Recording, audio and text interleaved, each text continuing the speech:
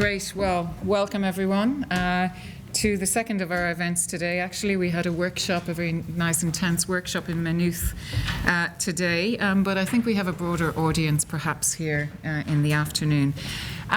What we're trying to do here is bring together people from different disciplinary backgrounds and people who are involved in the technical research centres like Connect, with people coming from the social sciences, the arts and humanities.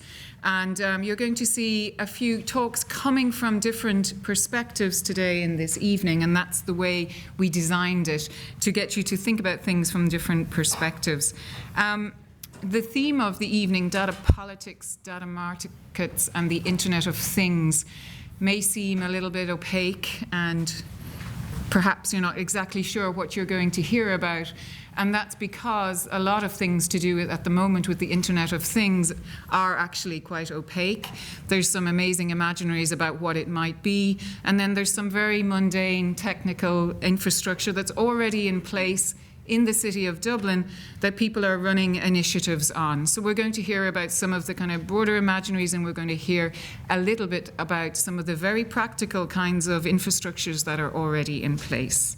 So we hope that we will broaden out some of the questions, then maybe a bit broader than what you might read about in newspapers and magazines, about what are the other things we can think about with the Internet of Things? What are the implications for citizens, not just consumers? What are the implications for researchers coming from different perspectives? What are the implications for our public services and improving the public good? How can we optimize the potential and limit the risks and vulnerabilities? Rachel. Actually, speaking of the kind of speculative fictions, apparently there was a book published free with the Irish Independent this summer, this Saturday, which was aimed at 9-year-olds, called, I think it was Connected Technologies or Connected Futures. And it was speculating anyway about the Internet of Things. It had questions like, can we make our lives better by understanding patterns, and how will our futures change thanks to connected technology? So it's kind of I don't know if anybody picked up a copy of that, but it's kind of an interesting example of of one of those kind of imaginaries of IoT.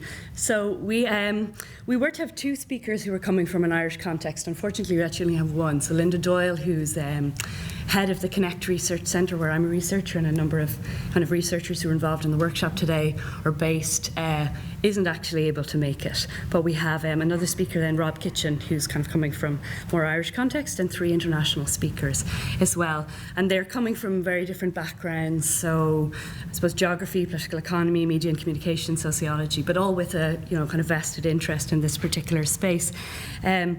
So Afra's kind of covered, I think, some of the basic questions that we wanted to ask when we were speaking about IoT. So we want to maybe look kind of quite broadly at it and get a sense of what actually is the state of the art. And then our speakers are going to drill down into kind of specific aspects of that. So I think, for example, Rob is maybe going to look a bit at governance and what kind of models of governance maybe we're seeing accompanying the Internet of Things. So is it maybe facilitating new kinds of citizenship or new kinds of transparency around data, or is it potentially also producing maybe new kinds of forms or temporalities or scales of algorithmic governance that we need to kind of get our heads around? How, I think as Afra was saying, how does Internet of Things maybe influence or shape citizenship? How's our data being processed? How's it being calculated and curated? And what kinds of discourses are occurring around that? Which I think maybe Alison Powell might touch on.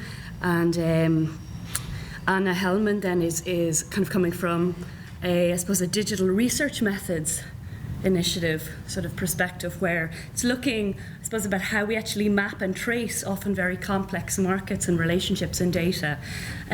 So how do we maybe track or audit businesses whose model it is to track us? How can we sort of get to grip with some of those relationships?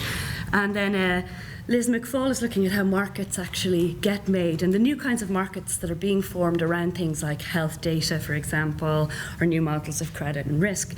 So our speakers are going to speak for about 10 minutes each, and then we're going to have a panel discussion afterwards. So if you have kind of questions, if you have those maybe ready, so we can kind of jump into some good audience discussion after that. Okay, thanks a million. So our first speaker this evening is Rob Kitchen. and he's loads of different things, I suppose, but he's professor in Maynooth. He's the principal investigator of the Programmable Cities project there, and Rob is going to speak about IoT and smart cities.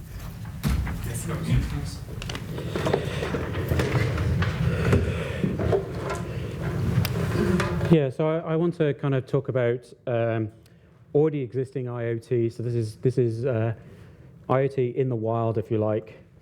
So for me, it's an Internet of Things. So it's obviously things on the internet. So these are things like networks of sensors and meters and actuators and cameras and so on that enable us to do real-time monitoring and management of city systems. So I'm coming at this from a smart city point of view.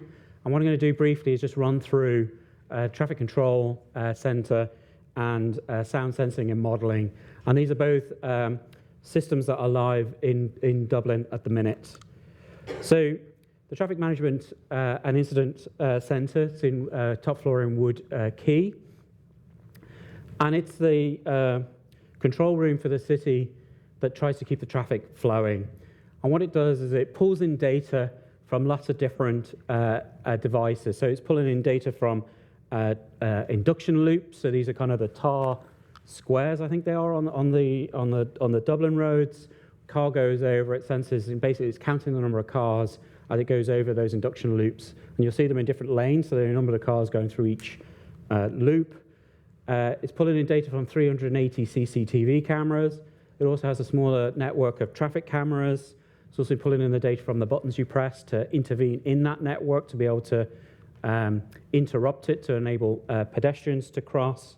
And it's also pulling in data from social media, from telephone calls into the sensor, telephone calls to the radio station, and so on. And there is a radio station that broadcasts live from inside the traffic control room every morning and every evening.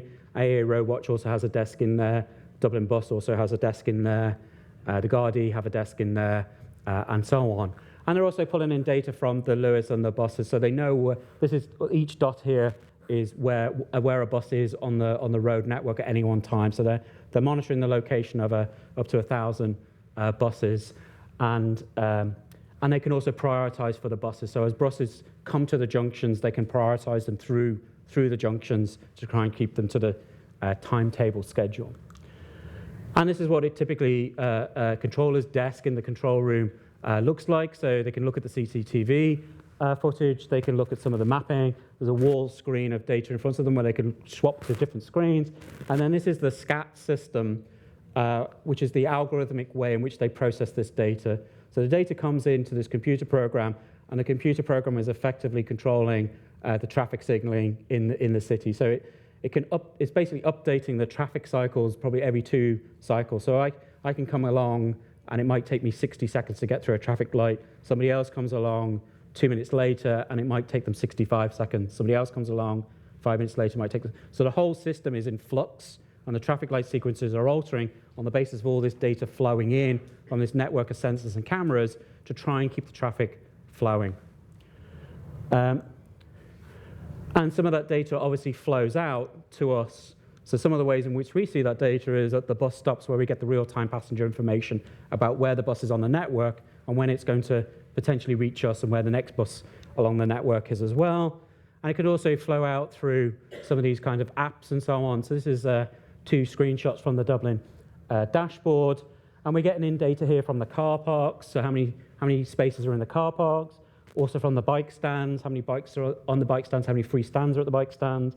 The coloured road lines are the road speed on those road segments. And the T symbol is the CCTV footage. So if you click on that, you'll get the CCTV footage. On the top is actually all the some of the data for all the junctions.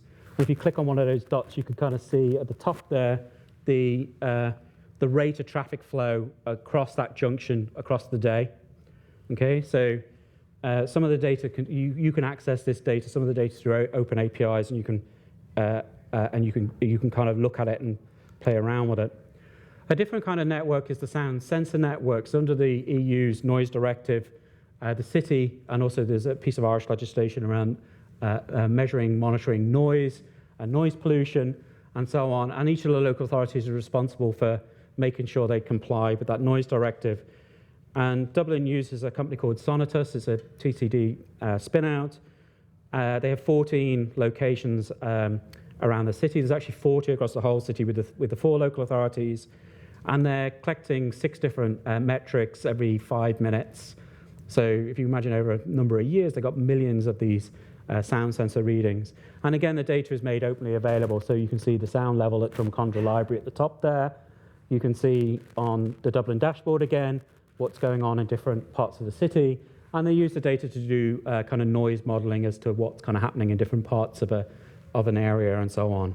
They also do it as a private service where they monitor construction sites to make sure construction sites are applying with the noise pollution, but that data is not openly available. So what we have here is 2 different forms of algorithmic governance. So they're both kind of highly automated systems. The data is coming in, but they differ in relation to their adaptiveness and their action. So in the traffic control room, it's automated management in the sense that it can make autonomous, automatic, and automated decisions. The program's taking the data and then automatically altering the traffic light systems, but there's a person there monitoring who can intervene and do other things. So it's a person on the loop system, whereas the sound and the modeling network is much more fixed. It's non-adaptive. It's not reactive in real time, and it involves people kind of analyzing that data and making sense of it and then feeding that off into policy and other kinds of interventions. And in fact, there's a number of these different types of algorithmic governance, and we're just starting to kind of unpick really how algorithms are increasingly taking these kinds of real-time data and actually making decisions on our behalf as to how parts of the city kind of run. But there's also questions around kind of ethical and political kinds of questions around what kinds of data are being collected and then what they're being used for. So some of the data is personal identifiable information, PII. Okay, so this is the data that under kind of data legislation you would normally need notice and consent to collect and so on, and you're meant to anonymize or de-identify if you're going to share or do other stuff with it. And so on the Internet of Things, there are a number of PII data that can be generated. So things like MAC address tracking. So this is like tracking your phone. There's been a few examples of this. In London, it was the bins that were tracking your phone. In Chicago, it's the lampposts that track your phone. But you basically get tracked across the city. By the way, Transport for London has just announced that it's going to track all MAC addresses on the underground in London. There's one local authority in Ireland who's about to test or about to trial this or is already doing so. Vehicle transponders, so like thing like an Easy Trip that would automatically open the road toll and so on. They're all unique identifiers, so it uniquely identifies your vehicle. Automatic number plate recognition cameras, again, scan your number plates, which is obviously a unique code to your car, and can track those. So South Dublin has 86 of the automatic number plate recognition cameras, and it tracks all cars going through that local authority and so on as a way of trying to do kind of transport modeling and optimize the routes and so on. Facial recognition cameras, so a number of cameras now are coming with facial recognition software linked to them, again with the aim of individually tracking people. And obviously smart cards, so things like RFID cards, so tapping in and out of with the Leap card or with the Oyster card in London and so on. So these are all personal ways in which your location and movement can be tracked. So that raises all kinds of questions around what happens with that data in terms of surveillance and dataveillance, so kind of tracking and mining people through the data. Issues around privacy and the extent to which we can protect people's privacy through some of through when we have this kind of pervasive kinds of data collection. There are clearly issues around the ownership and the control and the data markets, and to the extent to which these data go off into data markets and are traded and are used to perform work on it in other kinds of ways. So the way in which the data then might be used in what's called social sorting, so making decisions about you based on that data. Okay, so deciding. Typical kinds of social sorting is things like credit risk, deciding who gets the loan, who gets the apartment, who gets the job, and so on. or predictive profiling, predictive policing, anticipatory governance, and so on. And so there's a whole series of kind of ethical questions around what happens with some of this data. And then there are questions around security that also go along with the city. So we're taking two very open systems, cities and software. We all know software is open to bugs, to viruses, to hacks, and so on. And these are all networked together. So, and there are inherent risks in this. So I don't know if people have seen the news story over the last couple of days with the San Francisco light rail that was hacked with ransomware and so on. But there's been a whole series of traffic light systems being hacked, water treatment systems being hacked, and so on. So we're kind of creating city systems that are reliant on these technologies, but what kind of vulnerabilities get baked into those systems? And things like IoT have very large, complex attack surfaces. Involves lots of different moving parts, lots of different parties, lots of different technologies, all linked together into a chain. So the difficulties of doing end-to-end encryption across these kind of networks. So allowing people in, so the recent kind of attack on Dyn, where all kinds of kind of objects like printers and so on, baby monitors and so on were hacked, and then they kind of flooded the internet with overloaded with data, collapsed parts of the internet, and so on. This is effectively an attack through Internet of Things because of the vulnerabilities within the security on those things. There's a lot of issues around insecure legacy systems, poor maintenance. I think one of the problems with the San Francisco thing was it was running Windows 2000 with default passwords. Okay. Very difficult to update, to maintain, forever vulnerabilities on them, and so on. You potentially get cascade effects if you interlink these networks together. So if you have city operating systems where you pull all the data together, whereby you can access your kind of transport, your water, your energy, and so on, you get access to one, you get access to all of them. So you can get some kind of cascade effects going across. And obviously issues around human error, disgruntled employees, and so on. Now, in the report I wrote for the Taoiseach's department, I was asked to kind of come up with some solutions around what we do about this, and I had a kind of multi-pronged approach to it, which was some of it has to be through the market, so looking at industry standards, self-regulation, looking at privacy and security as a competitive advantage, and so on. There's no real incentives really to strongly upgrade their privacy and security. Issues around technical solutions, so end-to-end strong encryption, strong access control, security controls, audit trails, backups, up-to-date patching, privacy enhancement tools, and so on. Policy and regulation issues, so such as things like revising fair information practice principles, which are all about protecting people's privacy for the big data age, and things like privacy by design and security by design. So you don't design your system and then try and work out how you layer privacy on. You don't build your system and then try to work out how to secure it. You do that from the get-go. It's baked in right from the very start. How do we make these private and secure right from the very start? And then there's a whole series of issues around governance, like who has responsibility for this?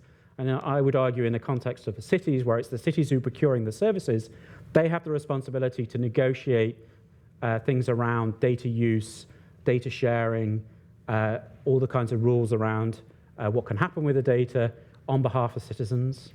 They should also have things like computer emergency response teams. What happens when your traffic lights are hacked? Who responds? Okay.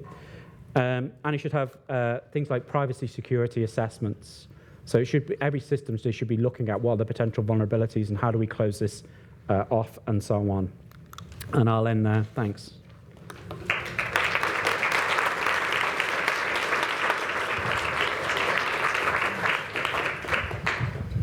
So our next speaker this evening is Alison Powell. And Alison is an assistant professor and programme developer in the MSc in Media and Communications, Data and Society in the London School of Economics. And she's currently working on a book about technological citizenship and governance in data cities and internet-enabled sensing cities, as well as a number of different projects around things like citizenship, data ethics, and cities. Thanks, Alison. Rachel, for the invitation, and thank you to my fellow presenters for contributing to this discussion. I have a question, which is, why do we care? Why do we care that these sensor systems are out there? Why do we care that algorithms might be making judgments based on streams of data? Why do we care that there's a data brokerage market that trades the kinds of traces of the things that we do on beyond where we can comprehend them? Well, my answer to this is that we care because these technical intermediaries influence our capacity to speak, listen, and be heard. And these are all characteristics of what I think of as active citizenship. And we should care because it makes a difference to our ability to express ourselves, to organize collectively, to influence the places that we live, and to create the sort of world that we want to live in. So my argument in this talk is that technical systems, as well as social structures, always influence our capacity to have voice as a citizen. And I'm going to make an argument that over the last 20 years, the ways that these technical systems have been constructed has shifted from being about access to a network where we get a right to speak to being about production of data for action. And I'm going to talk about the consequences of that for citizenship. So I'm going to just start with this kind of shift that I'm kind of trying to draw here. And I think that we want to think about the role of intermediaries, these kinds of like organizations, often companies, who get in between what we're doing, how we're living our lives, and how the data that we produce or the kinds of things that we're trying to communicate actually get structured. And some of the most important intermediaries in our lives in cities right now are technology companies. And they've been important intermediaries for a long time. And I want to remind you with this slide that the Smart City project is an old one.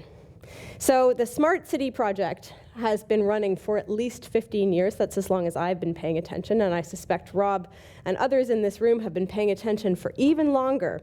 But the way that the intermediaries in the smart city space have been acting has changed over time.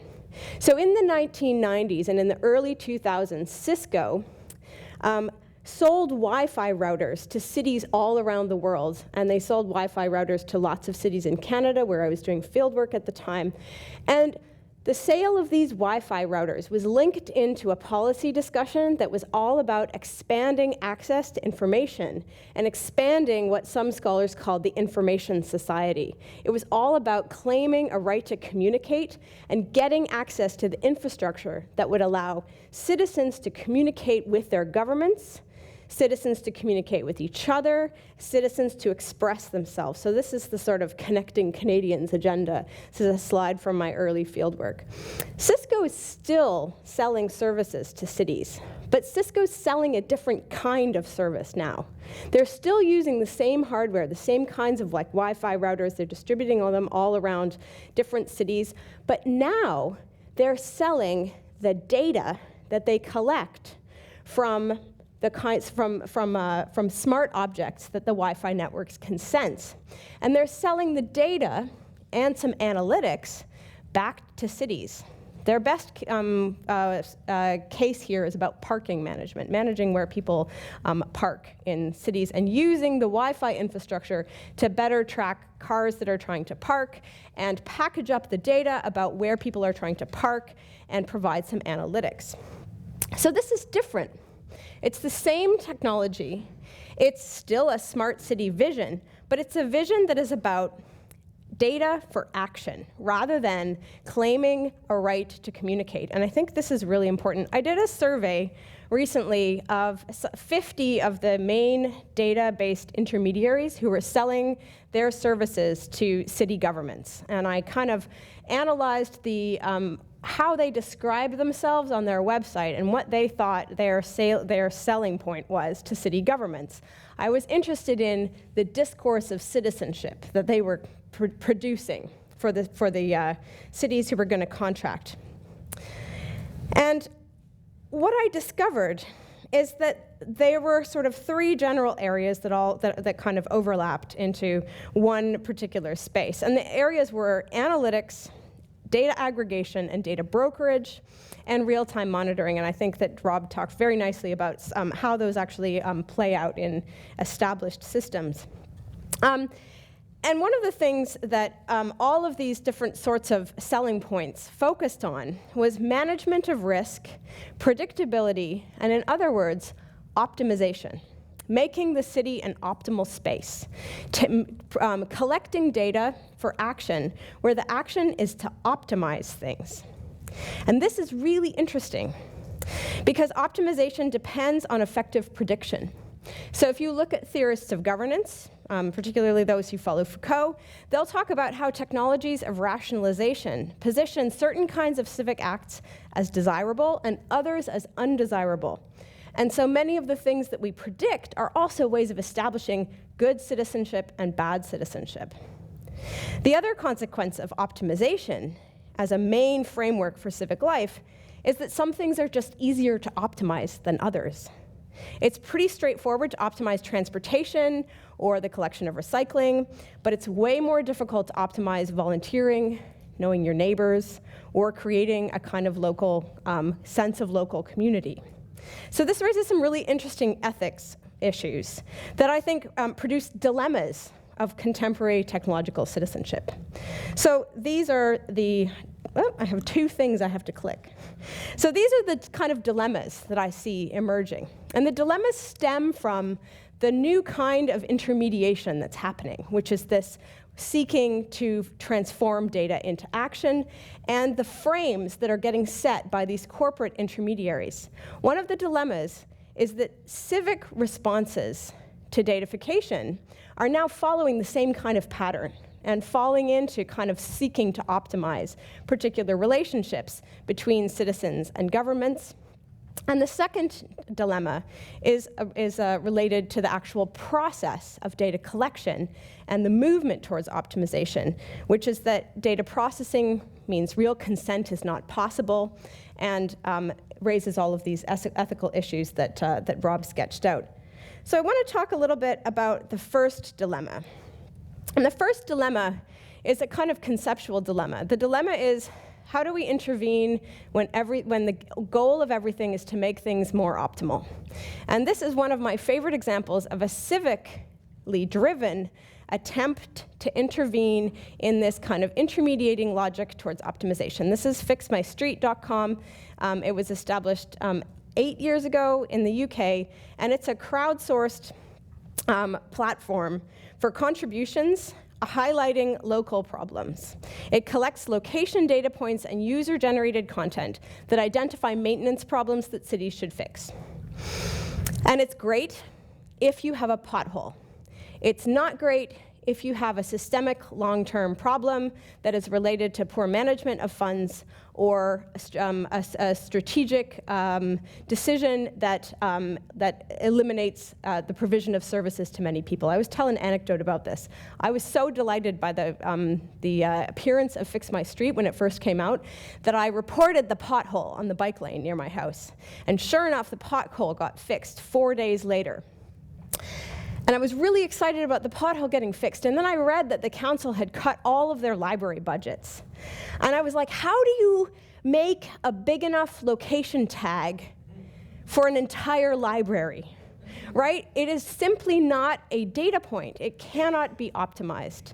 And in some other critique, other scholars have kind of come to the same conclusion. Jennifer Gabrice points out that this creates what she says a computational paradigm for citizenship. And I agree with her that it's the kind of, there is a paradigm where it's about the computation, but I think it's also about the orientation to optimizing things, making things better, and just simply not being able to account for the things that are more difficult to optimize. So I'm going to go to my second dilemma. And my second dilemma is about the process through which data gets collected and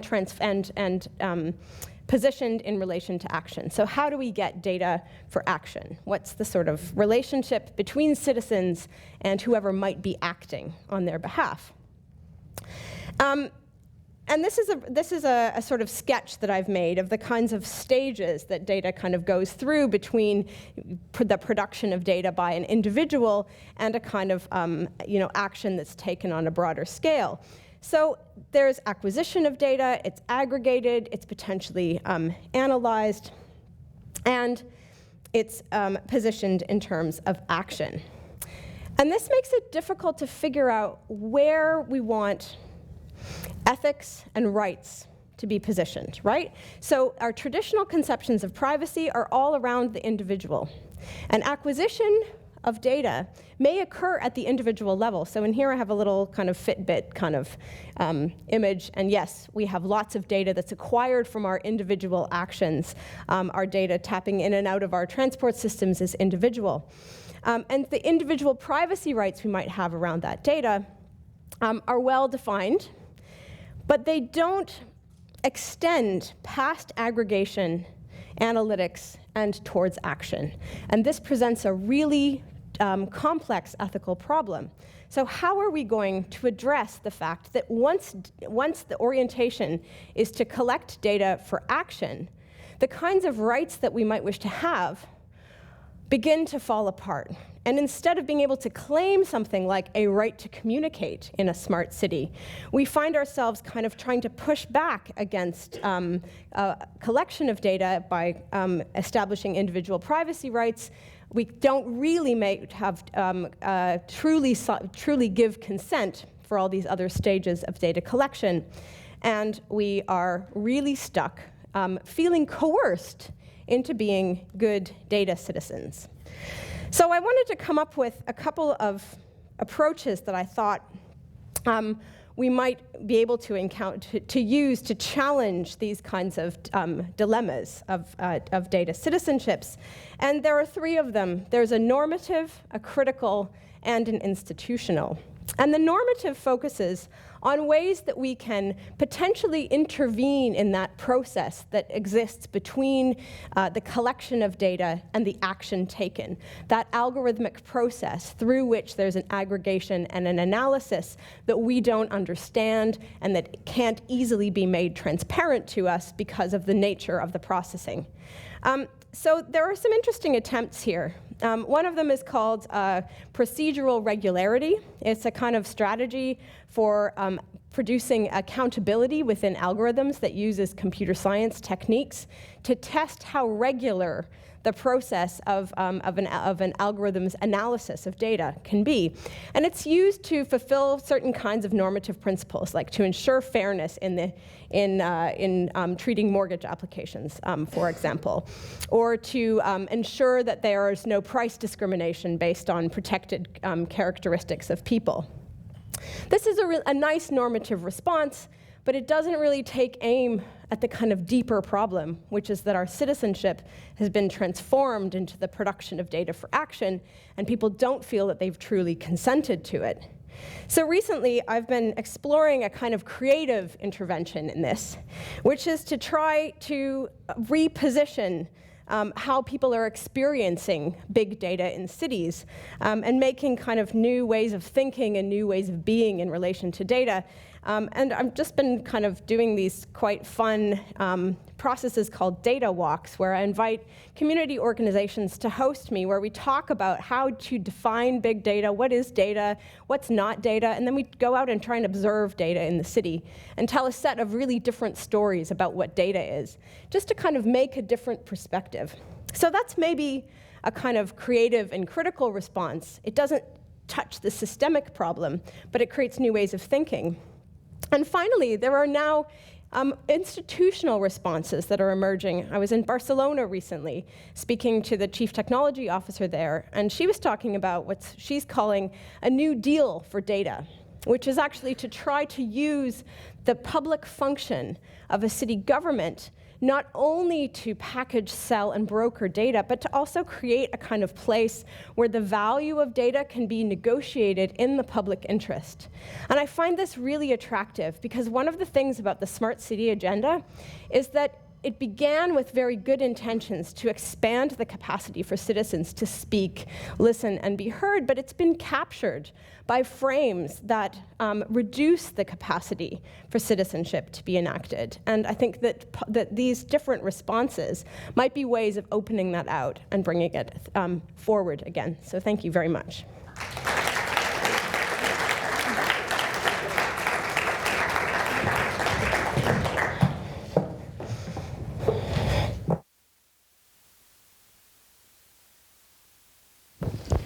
Thanks a million, Alison. So our third speaker this evening is Anna Helmond, and she's an assistant professor in new media and digital culture. She's also program director of the MA in new media digital culture in the University of Amsterdam. And as well, as I mentioned in the introduction, she's a member of the Digital Methods Initiative research collective, where she's focusing her research on the infrastructure of social media platforms and apps, and she's going to sort of adapt some of that work towards the Internet of Things. So thank you for inviting me to this event, and I think it also follows very nicely from Alison's talk. So today I'll present from ongoing research project with my colleague Fernando van der Vlist, in which we've developed or aim to develop methods for mapping social media ecosystems by specifically focusing on the official partner programs of these social media companies. So partners are companies that perform very specific tasks for companies such as Facebook and Twitter, helping other companies advertise on those platforms. And these partners then play a very specific role in the construction of data markets for these social media companies, and as we'll see, also for IoT companies. So for the purpose of this event, we've kind of extended our research to inquire into the role of these social media partners within the IoT industry. So first I'll discuss how we've mapped this ecosystem, and then I'll talk a bit about how this will enable us to understand stakeholder relations, for example, the relations between social media companies and IoT companies. And then I'll also address the role of these stakeholders in the IoT industry. So online advertising has become one of the main sources of income for social media companies. So this number is from 2015, where social media companies generated over $25 billion in advertising revenue. And for Facebook, for example, this advertising revenue of the second quarter of this year accounted for 97% of its total revenues. So these numbers for us suggest that social media companies are advertising platforms first, and then platforms for social interaction second. So social media companies, many social media companies rely primarily on advertising revenue. Thus, online advertising has become a very prominent feature of economic life. Social media companies are major advertising platforms themselves. They offer companies to advertise within their own platforms, so all the ads you see on Facebook and Twitter, but they also offer services for companies to advertise in third-party websites or maybe in other applications. So they have a very extensive way of offering advertising. And this, for us, requires a kind of a critical empirical inquiry into the actual role of these companies at advertising platforms, and also the role of partners within the larger advertising ecosystem. And finally, we investigate the role of these social media partners as prominent stakeholders in the IoT industry, and also how they envision and implement their role within this industry. So the Internet of Things in this way is made in what is called a matter of concern, including ethical, political, and economic concerns about the role of this specific technology, inviting industry actors such as advertisers, smart device users, and other stakeholders to act in response to them. So previously, social media companies have often been studied as spaces for social interaction, or maybe spaces for exchanging user-generated content. However, we wish to conceptualize them as advertising platforms. And here we draw on previous work on platforms for example, the field of platform studies, which often tend to focus on analyzing one specific platform.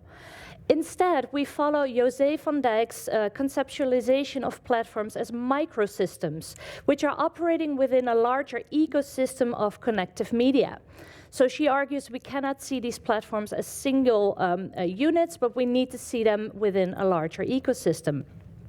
And this enables us to study the relations between platforms and their stakeholders. So we do this by following the actors themselves, by tracing the connections they're indicating on their platform through documented partnerships. And in doing so, we use this as a method for analyzing platforms as part of this larger ecosystem, which are then addressing various industries, including the IoT industry. So in what follows, I wish to bring forward 2 key points. So first, social media platforms connect very distinct industries through these partner networks. And second, partners play or envision at least 3 important roles in connecting social media platforms and the internet industry. So let's begin with our exploration of these extensive partner networks. So first of all, we map these partner ecosystems by using their official partner program directories in order to kind of explore the relation between these social media platforms, their partners, and the kind of partnerships they're engaged in. So many social media platforms we know, such as Facebook, offer various interfaces for various users. And here is one of them addressing the marketing users of Facebook, or people who maybe want to advertise on Facebook. So they offer these so-called partner directories, in which businesses can then find qualified partners offering services to help with, for example, advertising campaigns, community management, customer care, or other things. And users can then browse or search through these directories to find partners based on specific specialties, but also specific industries or geographical regions, or maybe pricing models. So these partner directories are of specific interest to us because they enable us to trace the actual partnerships or the relations between these partners in the ecosystem. And they provide a very tentative view of the actual exchanges taking place between different industries. So in our investigation, we actually took into account 37 of these so-called partner directories, ranging from known social media platforms such as Facebook and Twitter, but also, for example, big non-Western companies such as QQ, Line, and WeChat. So what we then did is we looked at all these partner directories and actually scraped them and created a network visualization to actually show which partners are then shared across the platform. And we discovered a whole ecosystem. So many of these social media platforms are sharing specific partners. And I'll zoom into in the middle of the cluster, which is showing the most shared partnerships. So in the middle, you can see companies such as Sprinkler, Spratfast, and Adobe Social, which are social media management companies, social advertising companies for enterprise businesses. And Salesforce, which you can see in the lower right there, also offers these solutions on top of being a major cloud computing company and a very important actor in the IoT industry. So next, we focused on the role of these platforms in more detail. So this network visualization then shows what kind of specialties are being offered and being shared by these partners, as listed in the partner directories.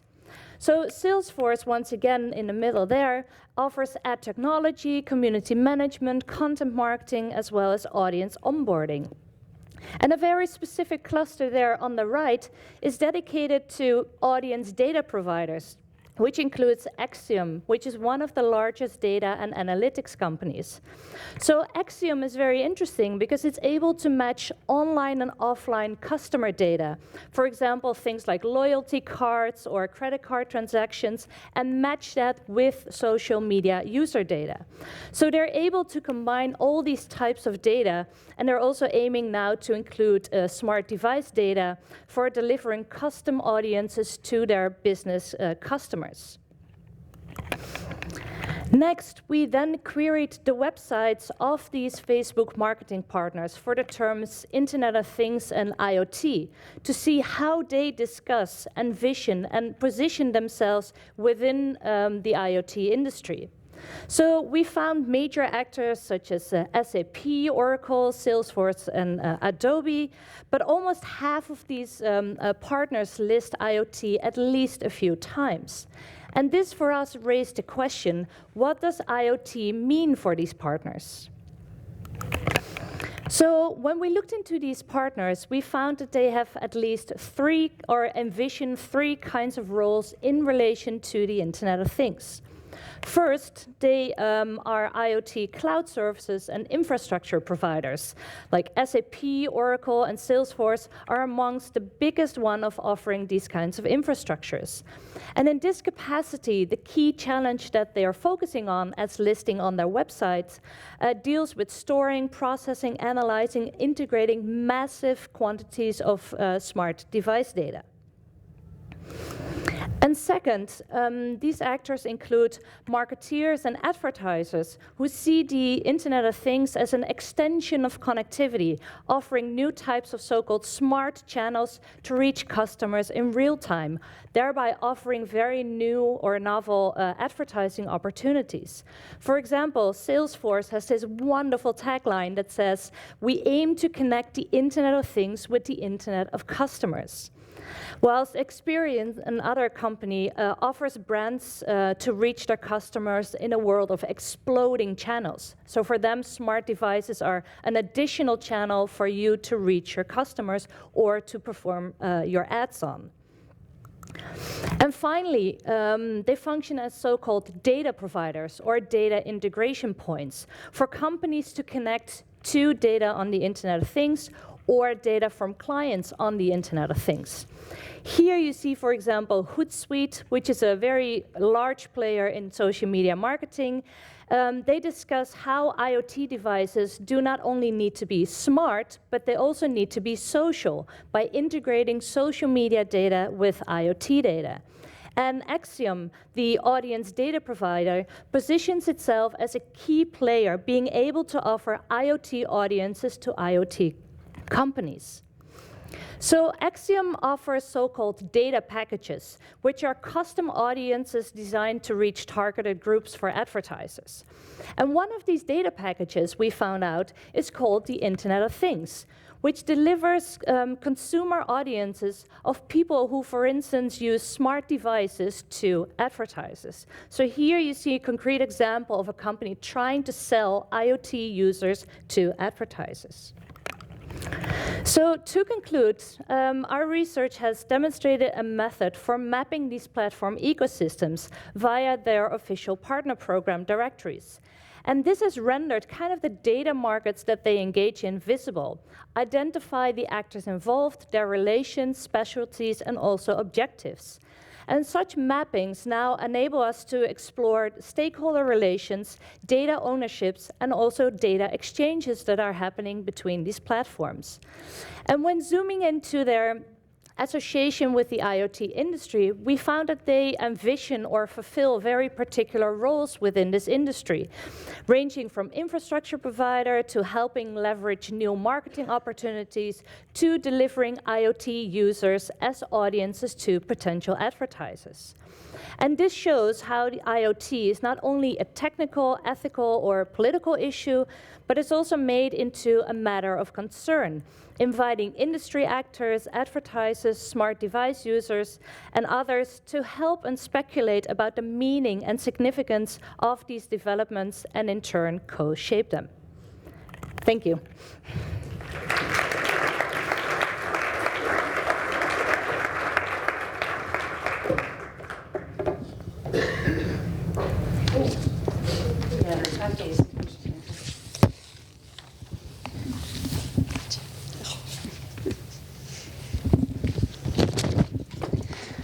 So our final speaker this evening is Liz McFall, and she's head of the Department of Sociology in the Open University.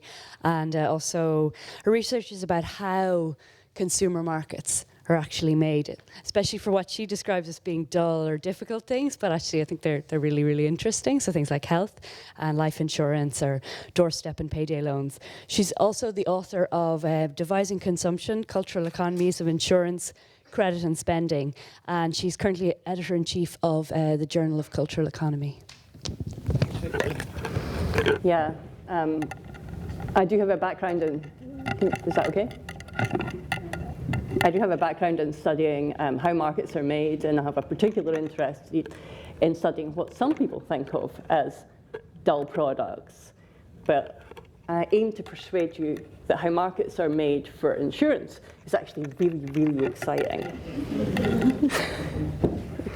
So the talk I'm going to give draws on some Wellcome Trust funded research, which is designed to explore how big health data and the Internet of Things are being mobilized or not as a solution to healthcare funding crises globally. And our particular interest is in self-care managed through apps and wearable devices. Growing, aging, sicker populations everywhere are straining the capacity of healthcare systems to provide sufficient quality access to healthcare at an affordable cost. So governments are tripping over themselves the world over to seize the opportunity to deliver precision medicine, digital healthcare systems, and they are being followed everywhere by tech companies, venture capital, big pharma, accountancy and engineering firms, all rushing towards the market prospects of being the Uber for healthcare. Despite this, what we've tended to find is that the circumstances of healthcare delivery are much more prone to hype than they are to meaningful disruption. There are issues about repair and maintenance that are far more significant than innovation and disruption in this sector. And I want to talk about that in particular relation to private health insurance established under the Affordable Care Act in the US. So, okay. Now the double click might just kind of overtax my brain. So this is the theory. Big data is at the insurance industry's door. Big data follows on a natural evolution for insurance as an industry that's obsessed with data. The venture I want to talk about specifically is a space that opened up after the 2010 Patient Protection and Affordable Care Act, also known as Obamacare, which I'll refer to as the ACA.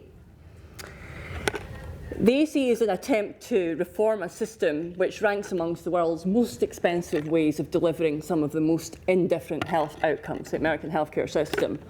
One of the significant problems that the ACA tries to address is the number of people who lack health insurance. These are people in the individual or small group market who are not poor enough to qualify for Medicaid, not old enough to qualify for Medicare, and not covered by group insurance through their employers. Now, under the ACA, since one of the main goals is to increase the numbers of the uninsured, that you have to disrupt how insurers normally do business. Now, insurers normally do business by selecting risk, and if they come across a bad risk, you either refuse to offer cover or you charge a premium for doing so, and you can't do that under the ACA. So that provides a motivation and a use case for techniques and devices that may help people be healthier, hence the wearables and devices, the wearable devices even. So, the company I want to talk about, Oscar Health Insurance, which is interestingly positioned in relationship to the recent election of Donald Trump. Oscar Health Insurance was started by three people, one of whom is the brother of the Kushner that's married to Ivanka Trump.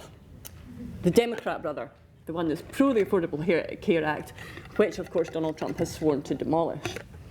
Now, Oscar Health is a very interesting looking brand for an insurance company.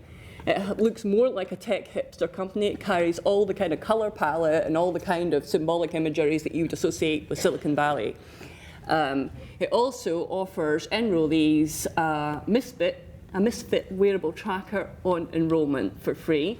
And to further motivate them, when you meet your 10,000 a day step target, you can accumulate Amazon vouchers up to a maximum of $120 worth per year.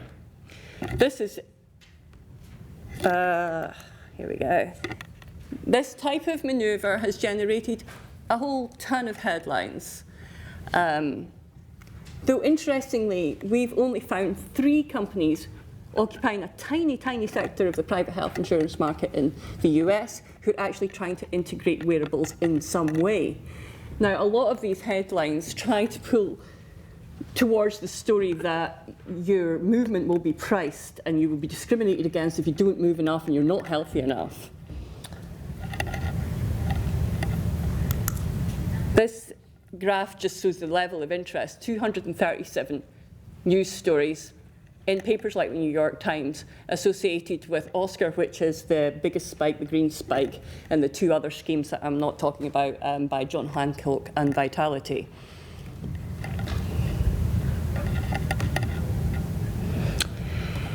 Now, despite this huge amount of interest, as I've said, this personalised insurance surveillance world that's indicated in these headlines is really not there, or at least it's not there yet. And there are powerful infrastructural reasons why this is the case.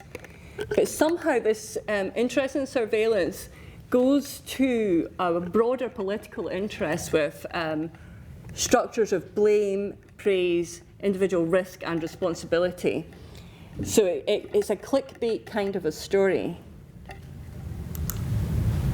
And this is echoed also in the scholarly literature. So you get the techno-utopians like Meyerberg and Schoenberger and Kukier saying that big data saves lives. And Eric Topol and Wiltbanks is more measured, but still pretty optimistic about what big health data in the Internet of Things can do for healthcare.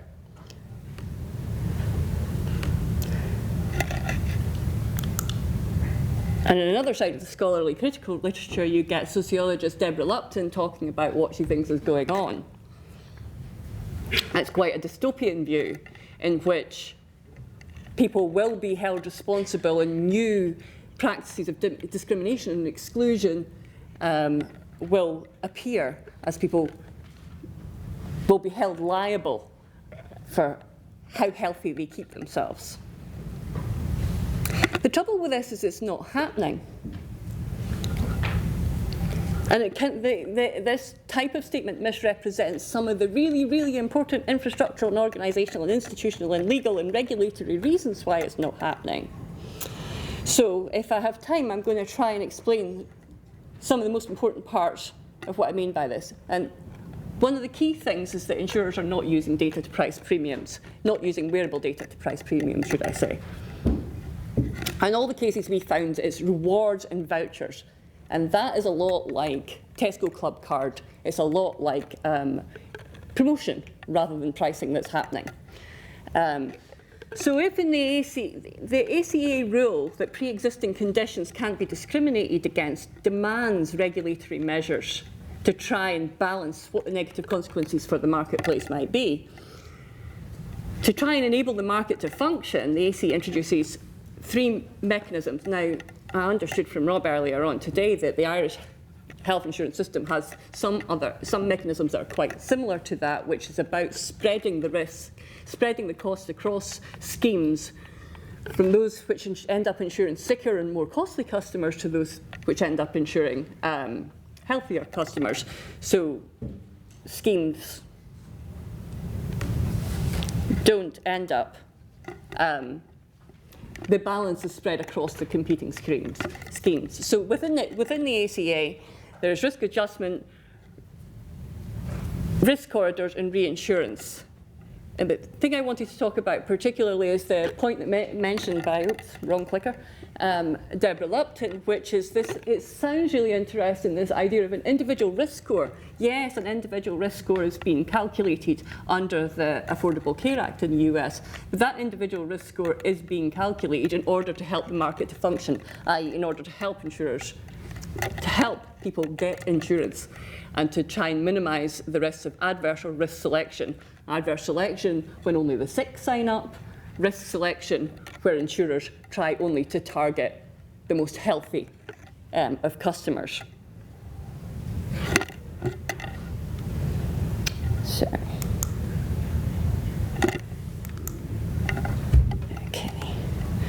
So, going back to Oscar, the poster child for the use of big health data and wearables, what you find, despite all the excitement and all the coverage, is massive losses. And massive losses because the customers who signed up were sicker than Oscar expected, and therefore more expensive. So even in that insurance company that is most associated with this attempt to drive healthier, nudge healthier behaviour, you're getting losses on the basis of sicker customers. Now, Oscar presumably is not being staffed by incredibly silly people. It's being staffed by people who think that this kind of image and consumer-facing insurance company will ultimately produce enough people signing up and attract enough people signing up under those marketplaces that they will make a profit. So it's a long game. And it's, the reason it survives is because of hedge fund capital. The challenge is how long it takes to get there. Because of this kind of interesting tension between what the players who can manage big data and classify big data can do to connect to the existing infrastructures, the legacy infrastructures that exist in the provision and payment of healthcare. As Rick Swedloff points out in that quote, it's very hard to work out if the costs that in something that's as uncertain and as hard to measure as the individual risk of accident, death, or illness can be personalised in the way that a lot of the hype speculates. So, this is an illustration of the infrastructure that exists in the UK healthcare system. I think of it as steampunk. To try and, if you ever face a clinician with data from your wearable device, they're liable to look at you in a blank way because this is not actionable data. So, I'm going to end on this slide. This is a hairy wearable. The hairy wearable is an attempt to try and make you think about what the wearable has to do in order to do some of the things that is being claimed it's capable of doing. Is it needs to be both more entangled with the human user, to be caught up in their hair, but also more entangled in that healthcare system so that data can flow in an actionable form from the device to the healthcare system, back to the person, and you have this kind of, instead of a bald, modernist, shiny technological object, you have something that can make that bridge between organic, human, lived experience and the complex infrastructures that exist within healthcare payment and provision. So, thank you.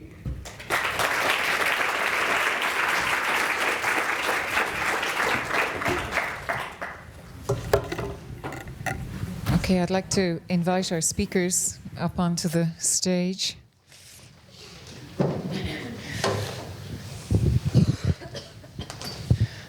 So we're going to move to some questions and answers and queries and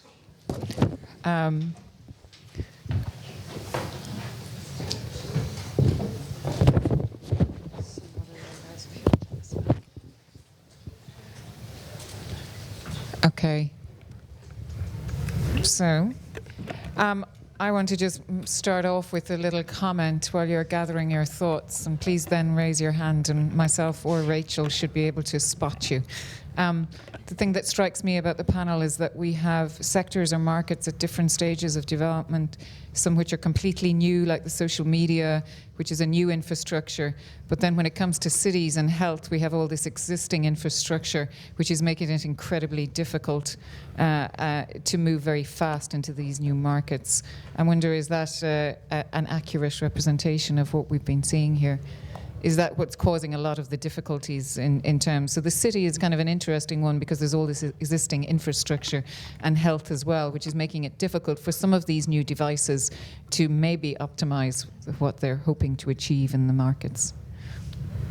Anybody can comment. Yeah, no, I think so. So, I mean, there's a couple of things with cities. So one is they have existing legacy infrastructure. So that's an issue. How do you layer on new technology into that and transfer from one to the other, and so on. The other is that most cities are bankrupt. So it's quite a difficult market in a way to sell into, because you really do need to optimize or create efficiency or save the money in some very specific way. There are other kinds of issues, like cities are statutorily obliged to provide some services. So if there's a choice between your nice Internet of Things solution, which is not critical, and homeless services wins every time. Okay, so unless the technology is really going to make a difference to the workflow, that's going to be an issue. And then there are also just inertia in the system.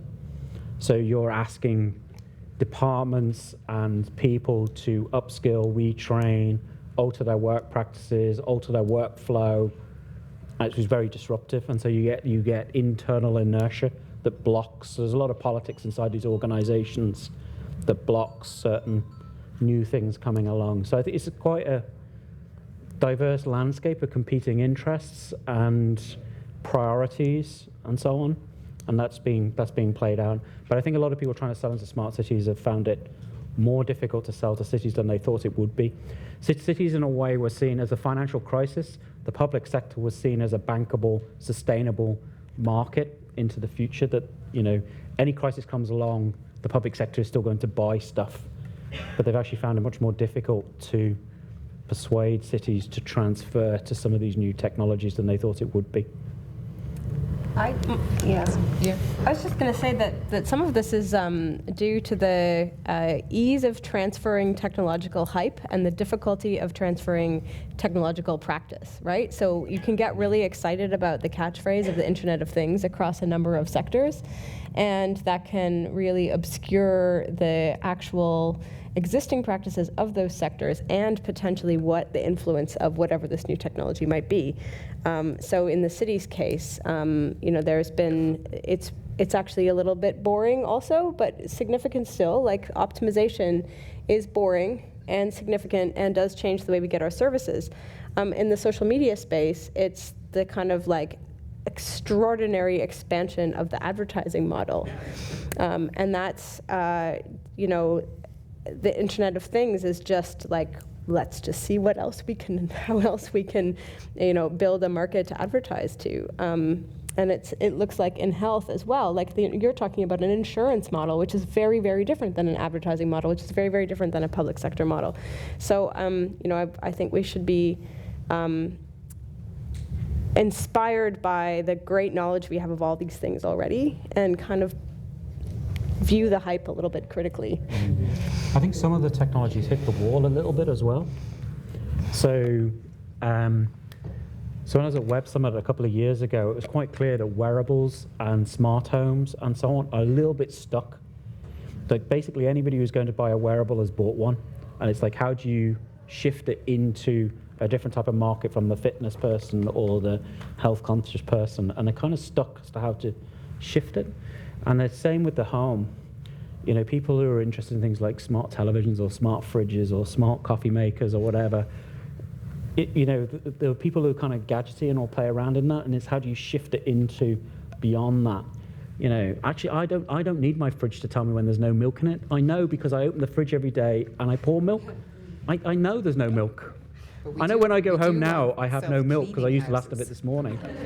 I don't need my smartphone to tell me that. So the market gets stuck. They go, every home can become a smart home, but not everybody wants a smart home or can see the utility in having lots of connected devices. And so some of these markets get stuck, I think, because, whereas the social media market can kind of grow in a different kind of way, but again, there's lots of people who are just not interested in being on Twitter or on Facebook. Being sold to again. Yeah. So I think this is also the role of these kind of the partners that are helping people enter this industry. So it's also kind of this optimization aspect. So trying to help these people optimize their processes for their platforms. So that's the major role of these partners. It's having an official service, trying to get people indeed the Internet of Things industry, but to optimize that industry for the social media advertising industry. So it's not only matchmaking, like you can find your IoT customers, or we can calculate what we think are IoT customers, but it's also trying to align these two industries and optimizing them for each other. So it's also a very facilitating process in that sense. You sort of touched on this idea, which came up actually in several of the talks, particularly maybe in Liz's, of the sort of difference maybe between the realities of the Internet of Things and the hype that we're hearing about it. So Liz is pointing towards new kinds of markets around health data, new ways that credit and risk are being calculated, and yet saying that we're actually, when we do empirical research into this, we're actually really, really, really far away still from maybe applying a premium to people's movement.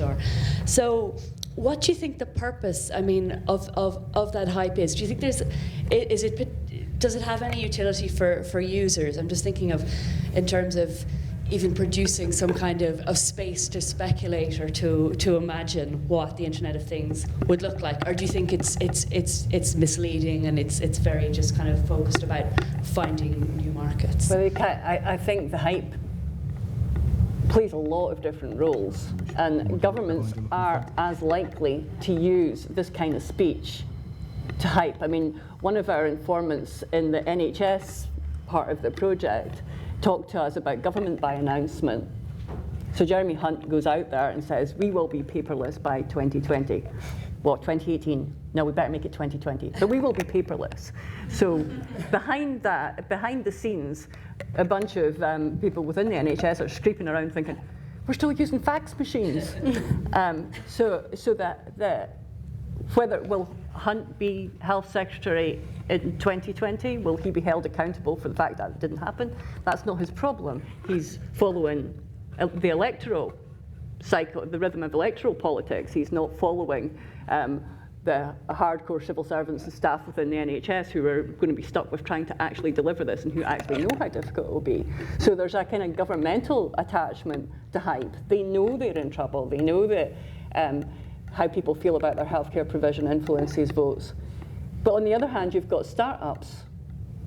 Watching startups in catalysts and catapults, they are very interested in saying, yeah, this is going to save lives. This is going to transform your sleep. This is going to transform your diet.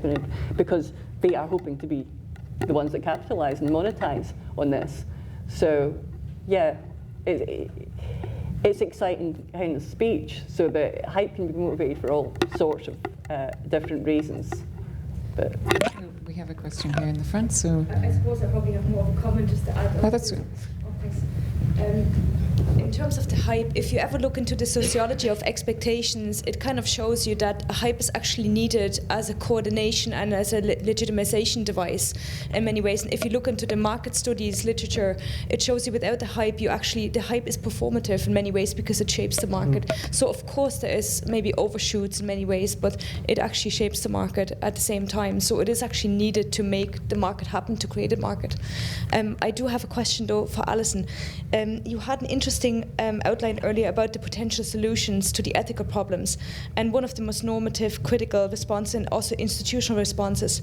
And the last one, you talked about data brokerages. I would just be interested to hear a little bit more about it, and if you would think if it also brings ethical problems in itself with that. Yes, this is a kind of ongoing and very new area of my own work, kind of based on field work that I'm currently undertaking, because I've been looking for a long time at kind of trying to understand how people position responses to this kind of dystopian or problematic positioning of data citizenship. And so I'm looking at two cases on the institutional that are taking kind of institutional positions, and both of them are really in process and very fluid, and the actors themselves are still kind of working out their position. So in the sense, they're also normative because they're trying to figure out, like, what does the city do, and bear in mind that these are cities that are like broke, and they're cities where there has been a kind of what Stephen Graham calls a splintering of infrastructure, right? So there are cities that are not.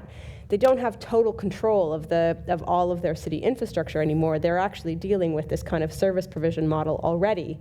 And now they're trying to think about how do we reposition the city, the public, some kind of public interest within this dynamic. And the two places I'm looking at are Bristol and Barcelona, because they both have they're making interesting attempts within their city governments and as coalitions of city governments, NGOs and civic organizations, and technology companies, incubators, startups, and the kind of bottom-up tech sector to figure out how to make data a material for kind of public or common use and action.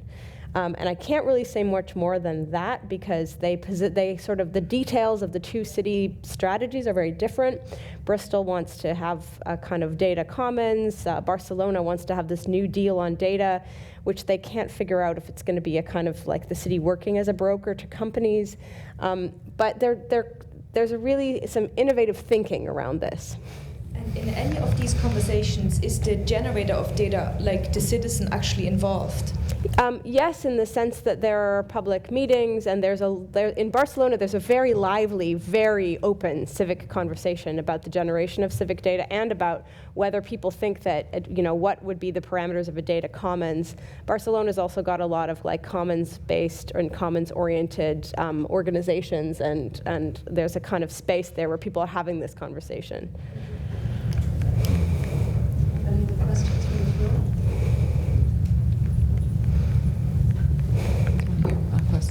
Closer here. Denis Parfenov. My question is about business model.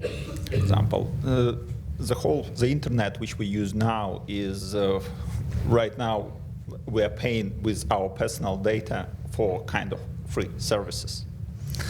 So how the Internet of Things going to work? And I'm a bit shocked that they're already exploiting the opportunity to use advertisement model, the same stuff, to fund it. I think part of the answer is also in response to, I think, the previous, I see some nodding going on, like the legitimization device, in the sense that, in particular, the social media companies are using this in order to position themselves as the ones that can do the advertising on it. So they're just in the phrasing of it's no longer smart devices, we need social smart devices, is already suggesting that we need social data to actually feed into that kind of advertising. So it's in that sense also kind of shaping that market that might, come into being. The question is also to what extent that market is there yet. So we've also heard in the case of the health insurance, it's maybe not as straightforward as it seems. Like the suggestion that we are paying with our data to get deductions has been debunked. But these companies, for example, the Hootsuite is positioning itself as a data broker in that Internet of Things. So it's also probably co-shaping the kind of developments that are then going to take place. Yeah. I think it partly depends on the sector. So, say on the social media or the health, you might be paying with your data. The business model in the smart city is that the city pays.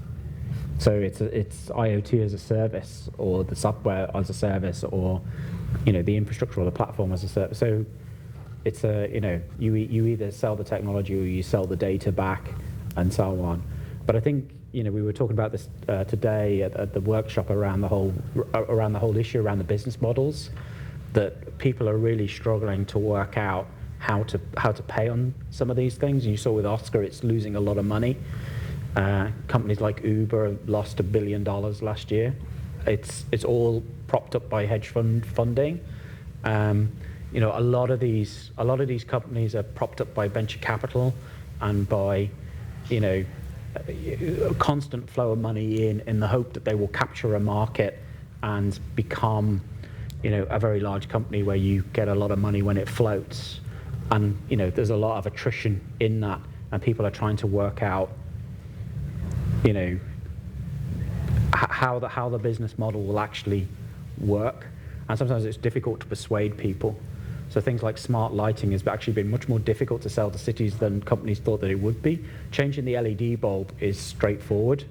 Putting the command and control system on and allowing people to dim and trim the lights and so on, cities are actually not that interested in that when they have to change 49,000 lampposts as they would do in Dublin, right? Costs become, you know, what's the value added back against it, and then what's the business model? And when the city's broke and that will cost 15 million euros up front, you know, it doesn't work. So that's why you've not seen mass rollout of smart lighting everywhere, because they're actually finding it very difficult to create the business finance model that would make that pay, where the value against the investment is clear to the public who are paying the taxes for it. So I think there's a really big issue around some of the business models, but it also depends on the industry. Can I follow up and ask Anne a question? So is the business model for social media, is that actually established, or is that again prospecting for a business model? So yeah, the current statistics show for at least major Western companies like Facebook and Twitter that the main income is 97% comes out of advertising. So that's a business model that has grown over the years and seems to be very, very steady. But other companies like QQ, WeChat Online, which are dominant in Asia, they follow a different business model. So they have their main income from selling stickers. So the funny stuff you send over the phone. So they don't derive their main income from advertising, but selling goods or selling kind of gifts online. So I do think currently the dominant model with major companies is advertising. But we also see different kinds of forms taking place that are more dominant in other regions. So it's, yeah, we can see what happens there. I assume it's the same in the games industry from your kind of work, Afra. You know, people are buying, you know, buying things within the games and so on. So some of it's advertising, and some of it's other kinds of things, right? So there's a different model within. Question here in the middle. Hello, hi.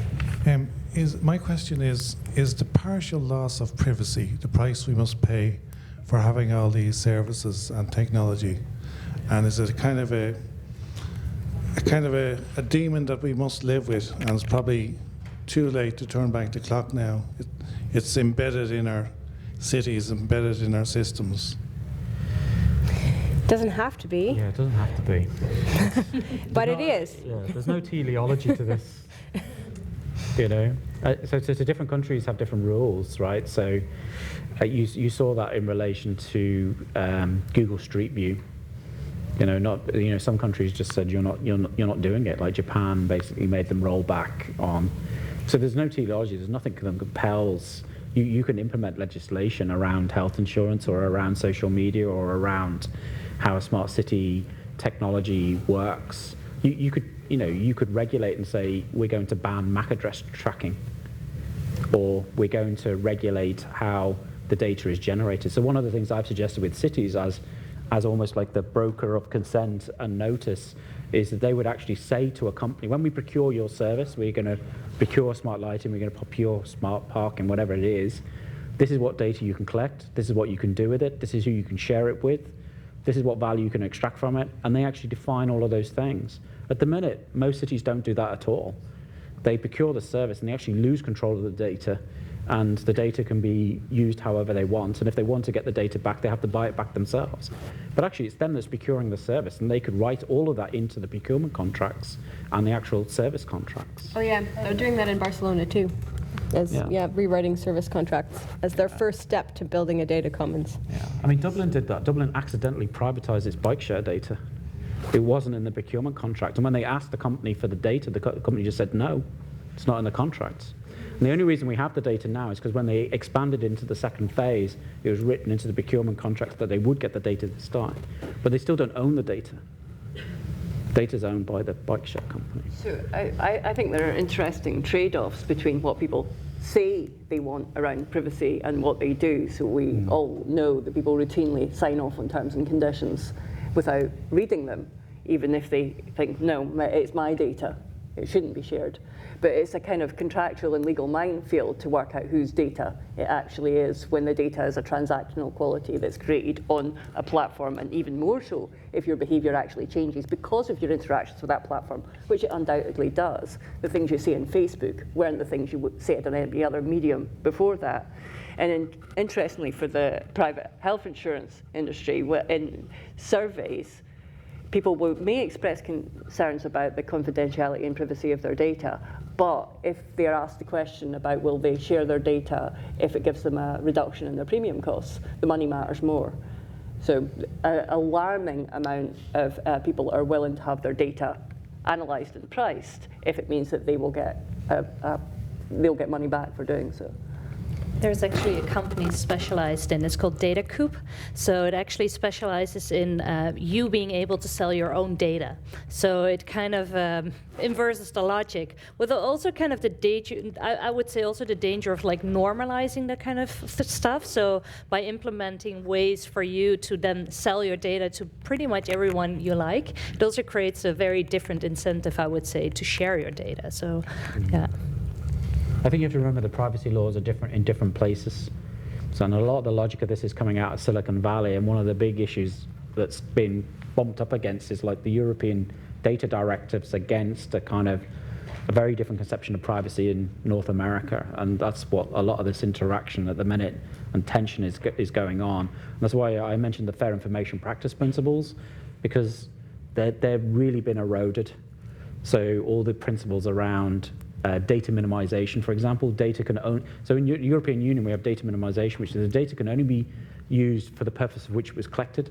Well, big data is all about repurposing the data, right? So this is the tension, so that it kind of breaks that, and that's what's been a lot of the argument has kind of been about. So there's nothing inevitable about any of these privacy laws. We as a society set them, and we set the regulation and so on. But the way it's portrayed often within the media now is privacy is broken, it's dead, there's nothing we can do about it, get used to the new normal, this is the way that it is. But that's up to us as a collective society to actually decide whether we want to regulate and so on about this. I think there's interest in having different ways of interpreting this and pushing back on the Silicon Valley as the norm.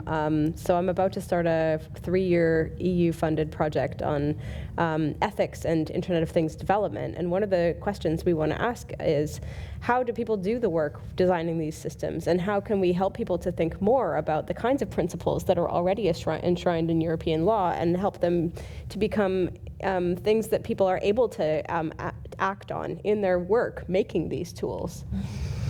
I think you currently also see that with companies like Facebook and Twitter, who now make it available to your own data for you, to download. So there was a couple of years ago, I think 5 years ago, there was this, I think it was from EFF, the Electronic Frontier Foundation. They were asking people, European people, please request your data with Facebook and Twitter under like European law, where you have the right to see what data is being collected about you by companies. So I participated and sent Twitter, Twitter legal faxes, because they only accept faxes, not emails or whatsoever.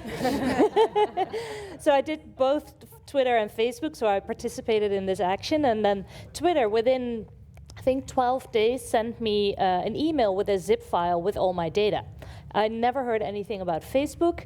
And then I think a year and a half later, both Facebook and Twitter made it available as a setting in their system to actually for you to be able to download your data. So I think these kind of actions also kind of help push these kind of developments, where under European law you're required, or you should be able to see what data is being collected about you. And now at least we have some kind of insights on what these companies are collecting. Not saying it's perfect, but I do think these kind of actions can actually help and shape the developments that these people are doing. Question. Yeah, it actually follows on from some of the discussion here. So within Europe, there's going to be new regulations with the GDPR in 2018 that will help a bit with some of the privacy element. But I think, I'm curious whether you are finding, I work in the area of data protection, and I'm wondering if you're finding in your discussions with citizens whether there is a new conversation starting now, which is less about relying just on regulation, but more about questioning technology in and of itself and saying, we were too enamored with it, it became the be-all and end-all, and in fact, we should relook at it again and say, it's a tool for us to use, but with artificial intelligence and the rate in which it's developing, it's almost going too fast for us as a citizen. And I'm wondering whether the conversation is going to come back to ethics and society as a whole writing a contract to say, what do we want technology to do for us as a society?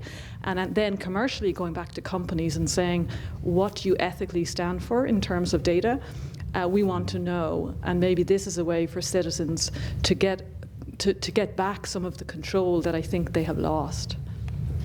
Yeah, you can. I think Rob mentioned it in his slides. This idea of kind of privacy as competitive advantage, or I think about it as ethics as competitive advantage, and I think this is certainly coming into the conversation. I don't know if I've empirically investigated this, but my kind of anecdotal sense is that in the last 6 months I've given more talks about ethics than I ever have before in my entire life. So maybe there is a kind of interest in a public conversation on these terms.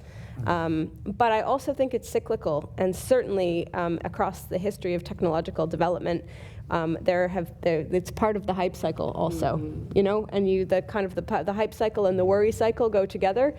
So there were real worries about ethics of electricity when it was first introduced, along with the same kind of worries that I described about inequalities related to data collection. There were also major worries about inequality in relation to electricity and electrification, the knowledge you needed to have in order to use electricity correctly. So I'm aware that the fact that these conversations are really important, but they're also a part of a longer social process.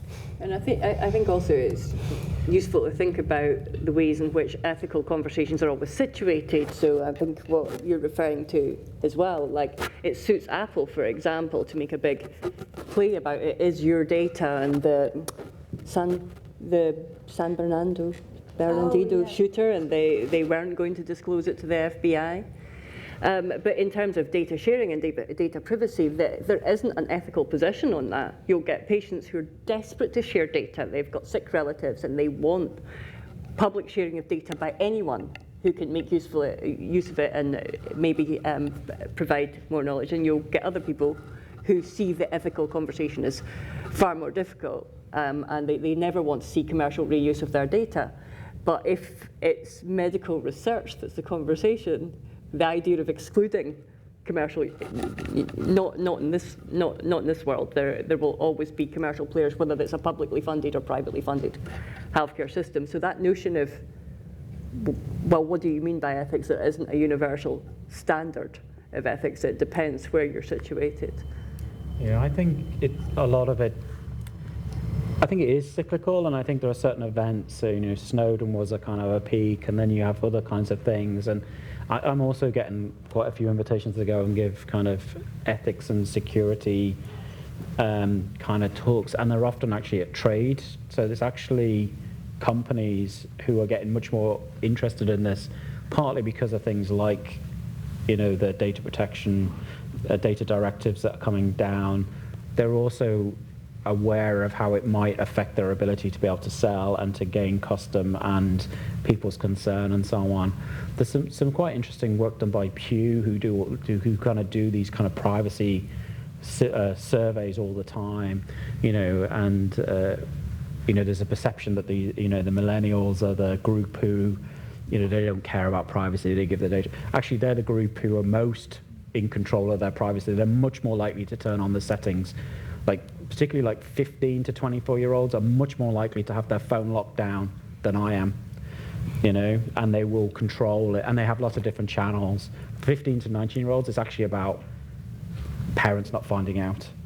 And you know, so they have different channels, they have different profiles. They'll swap between platforms. They have their private channels, they have the public channels, and they're much more in control of how they project themselves, and they have much more fragmented, I guess, kind of identities. So I think it kind of I think people are getting much more kind of aware of it and are starting to think about it. And then there's lots of people who just, it's kind of overwhelming, and you just click the accept button and, on the terms and conditions, and you're not, So I think there's a little bit of pushback, and there's a little bit of kind of ambivalence, and there's nothing I can do against this tsunami and so on.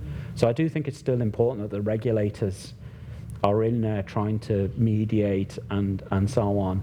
It's quite difficult sometimes with the arguments back, though. So you'll get the companies to say, okay, you can do this, but 30,000 people are who work in this industry, and jobs are going to become vulnerable. So it ends up in an economic argument as opposed to an ethics argument, and that's where it becomes much more difficult, I guess. 2 questions, and I think that will be the last question will be here, because we'll need to be starting to wrap up. Okay, thanks. I wanted to chuck another term in. We were talking about ethics and privacy, but the one word that keeps popping up for me, well, it came up once, but is the concept of consent, because it taps into ethics, particularly consent, considered like from a feminist ethics of care perspective, where it's like an ongoing scenario. And I'm wondering whether you could talk about any interesting models you're seeing emerging for perhaps articulating consent to big data collection across these various markets you're talking about. So I think consent... I'm looking at Liz. Yeah, you're probably the best author. I think that it depends, again, on the sector. So it's easier on the kind of the app world, where you get terms and conditions and you click the consent. My difficulty on the smart city technology is the camera, or the bin that's tracking me, or the lamppost that's tracking me, or the automatic number plate recognition camera that's... none of these things are asking me consent, and neither can they. It's very difficult, right, to every bin you walk past say, yes, I consent, you're tracking me, So there's a kind of that consent part of the fair information practice principles and a lot of smart city technology really fails, and also the notice bit.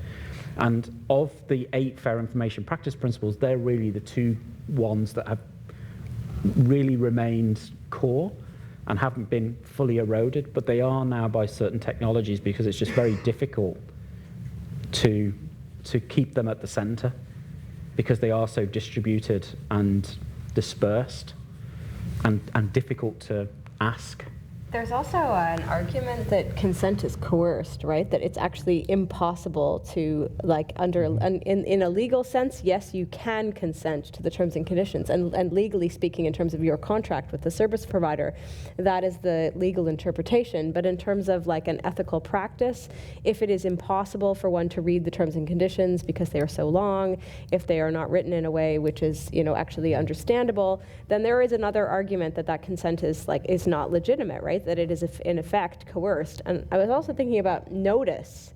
In British law, notifying me that I'm being tracked is considered adequate to secure my consent, because my consent rests in me being in the space in which I have been notified. So my tube station is one of the tube stations that's piloting the project that Rob was describing of tracking MAC addresses and all Wi-Fi use. And so I've walked into the tube station in a rush, and there's a sign saying, "We are tracking all use of all Wi-Fi signals in this tube station." And it's like, great! In the 12 seconds before I get on the train, I'm gonna have to, how am I gonna figure out how to respond to this notice, right?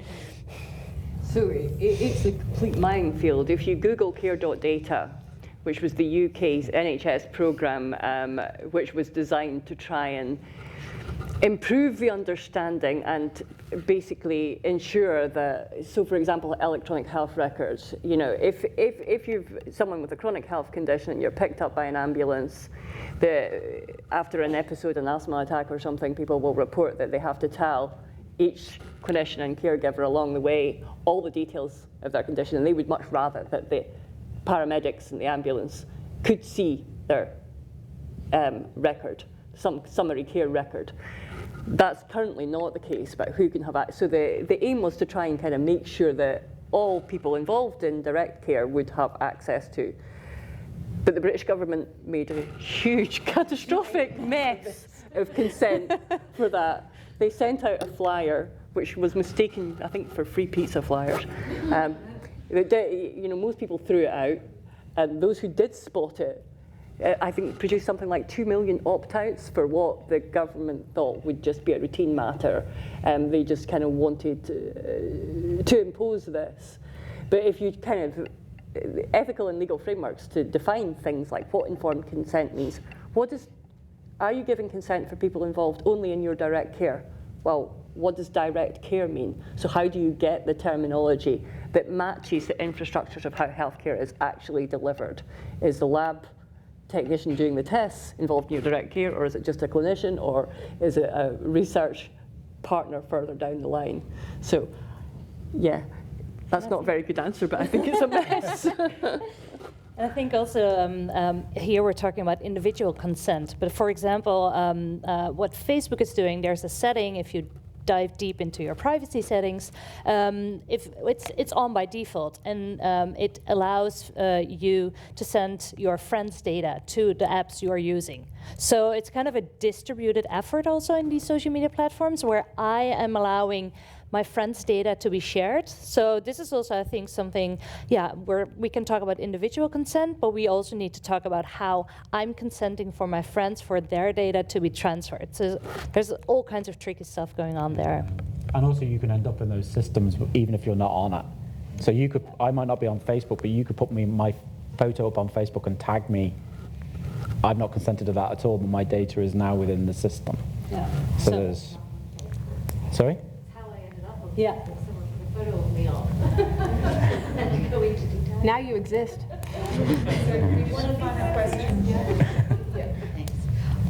Actually, follows on a lot of this is that for a lot of companies, a lot of technical developers, ethics equals privacy, and privacy equals data protection.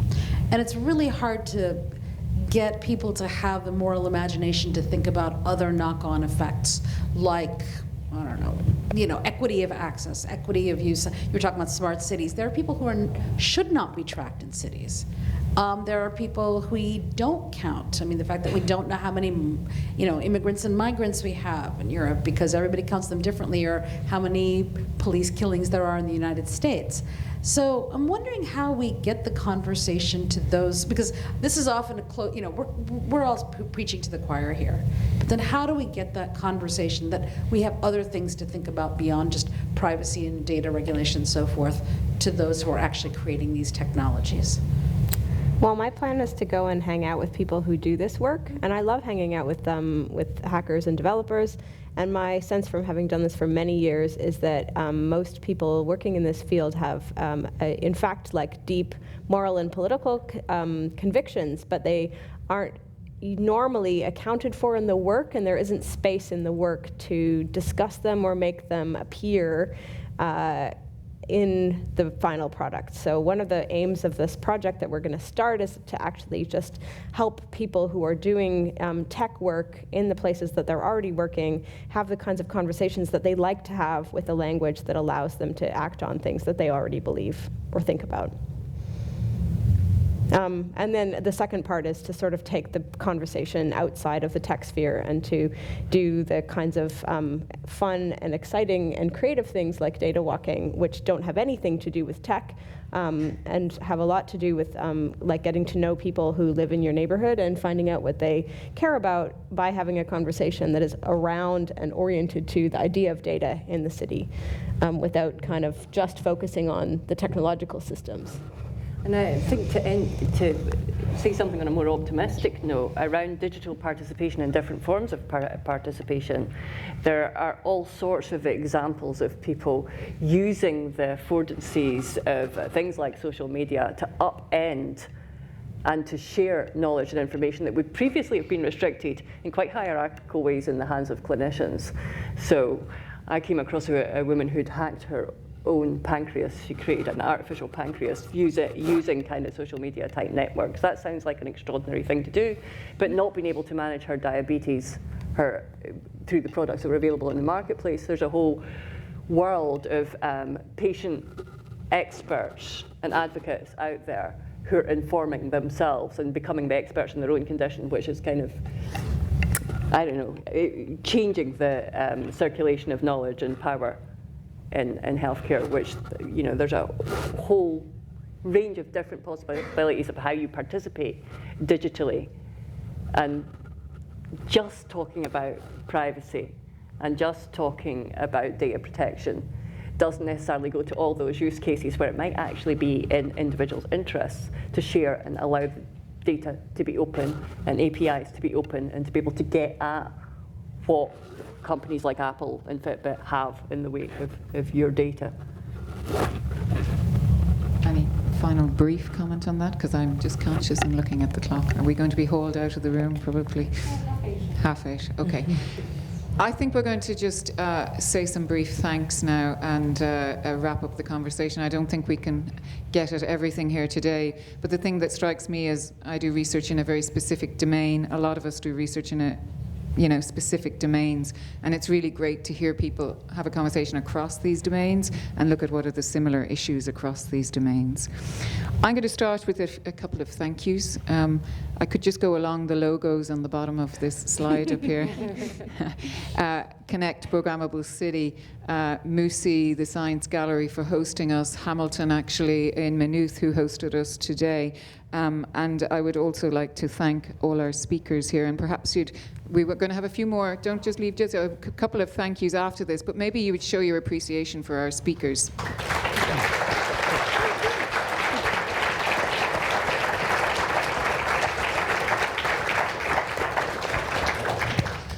Yeah, we had a few other thank yous as well. To specifically people in the Science Gallery, so for hosting us, but our technician tonight, James, also Sophia, who helped out earlier, and Ian, Anya and Katrina as well, who kind of facilitated all the setup for tonight. In Connect, then I wanted to say a special thank you as well to Andrew O'Connell, who's kind of helped out with aspects of the workshop and the evening event today, and also Linda Doyle, who couldn't make it in the end this evening, but has been involved in shaping this event as well. Jessica Foley and I think Michelle Doyle as well were helping out on the door earlier, and Tom O'Dea and Stephen Roddy and quite a few people from Connect who've helped out. And I really want to thank Mark Lenan as well, who's our videographer this evening. And yeah, I actually just want to say a quick thank you to the artist Stephanie Rothenberg, who does really, really interesting work around visualizing finance and gave permission to me to use that image in our Internet of Things kind of holding.